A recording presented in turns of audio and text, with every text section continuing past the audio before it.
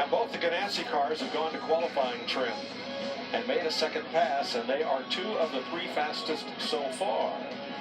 Jimmy McMurray, top of the chart. Matt Kenseth, the quickest Toyota, and Ricky Stenhouse, still the fastest Ford, both from lap 1.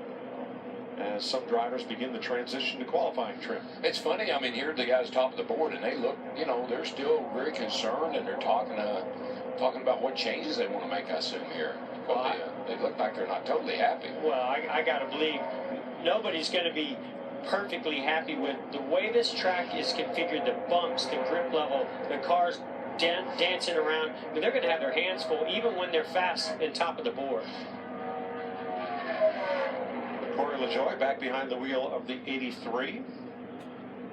39 cars entered for Atlanta. 36 of them have made practice laps. Well, Jeff, that just reminded me of what they used to always tell me. When they're fast, they don't feel good. I never agreed with that, but that's what they always said. Well, I know I was always shooting for perfection, but yeah, we all never achieved it. You're not riding in this thing, baby. As long as it's up at the top of the board at the end of the day, that's all that really matters. Ray Gaulding makes his season debut in the Cup Series. Couldn't drive this 23 at Daytona. Was not yet approved for Cup on the super speedways. Yeah, you know, it's a bit of a shame. I mean, I think, you know, I understand you want to have a driver, especially a young driver with experience, but I'm not sure how much experience he had in trucks or Xfinity at Daytona or Talladega. I'm assuming he didn't have much or any, and that's what led to that. And it's a graduated process based on the series you've run and the size tracks you've run. And NASCAR can approve you just for the short tracks or just for the road courses, and on up to being approved to run the full schedule.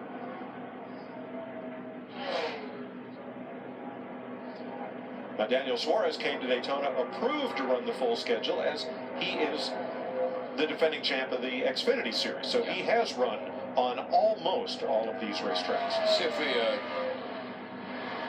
So that's a clean coach. Yeah. So basically, he just finished a qualifying run there and shut it clean and took his hand off the steering wheel to put it into neutral. Matt, you have something? Definitely on his mock run. And what they were doing, passing along the information to Daniel so that he could try to learn off of other teams. The one in the 42 were splitting the seam, the top seam, to see if that might help him pick up speed. And Jeff, when you're going to a new place, a lot of times like Atlanta, you've got so many options. Can that be a hindrance trying to dial it in? Oh yeah, this place throws so much at you. I mean, even though he's run here in a truck and he's run here in an Xfinity car, there are so many options in these seams, and not just to mention the difference in the race car, the power, the grip level. You know, the way that they've got these cars sucked down to the racetrack with shocks and springs and the splitter and side skirts, and then you throw in all these different lanes. You cannot get the right side on the right side tires on those seams. The car will just jump out from underneath you. You've got to either cross them and get below them or straddle them, but you cannot put the right side. So that's going to be a big learning curve for Daniel Suarez this weekend.